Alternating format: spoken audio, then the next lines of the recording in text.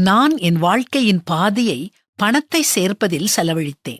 இப்பொழுது மறுபாதியை அதை பிறருக்கு வழங்குவதில் செலவழிக்கிறேன். இப்படி சொன்னது மிக பிரபலமான ஹாலிவுட் ஆக்டர் வில் ஸ்மித்.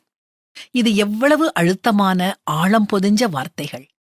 கார்கள் வாங்கணும், வீடுகளை கட்டணும், புகழ அடைஞ்சிடணும்னு பலர் ஓடி அலையறாங்க. அப்புறம் எல்லாம் கிடைச்சதுக்கு அப்புறம் மனசுக்குள்ள இருக்கும் அந்த வெற்றிடத்தை எதாலுமே நிரப்ப முடியலன்னு புரிஞ்சுக்கிடுறாங்க. இது மிகவும் தாமதமான புரிதல். பணமோ வெற்றியோ, ஏன் நம்ம நேசிக்கிற நம் குடும்பத்தார் கூட நமக்கு உண்மையான சந்தோஷத்தை கொடுக்கறதில்ல. இந்த உலகத்துல சாதிக்க வேண்டிய எல்லாத்தையும் சாதிச்ச பிறகு அதுக்கு பரிசா அளவில்லா மகிழ்ச்சி கிடைக்கும்னு மக்கள் நினைக்கிறாங்க. ஆனா அது உண்மை இல்ல. அப்பப்போ சந்தோஷம் வரும். அது நிலையற்றது, தற்காலிகமானது. பிரகாசம் மங்கிரும், கைத்தட்டல் அடங்கிரும், அப்புறம் நிசப்தம்தான். இவ்வளவுதானா? இதுக்காகவா நான் இப்படி ஓடுனேன் அப்படிங்கிற எண்ணம் மனசுக்குள்ள இருக்கிற வெறுமைய வெளிப்படுத்தும். மகிழ்ச்சி வங்கி சேமிப்புல இல்ல, வெளிநாடுகள்ல விடுமுறைய கழிக்கிறதுல இல்ல.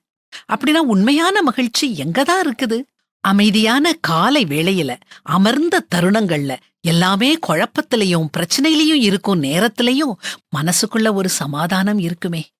சூழ்நிலைகள் நிச்சயமற்றதா தோணுனாலும் நாம் அண்ட சராசரங்களையும் படைச்சவரோட பிள்ளைங்க, என்ன வந்தாலும் நான் கலங்க மாட்டேன்னு உறுதியா நம்புவோமே.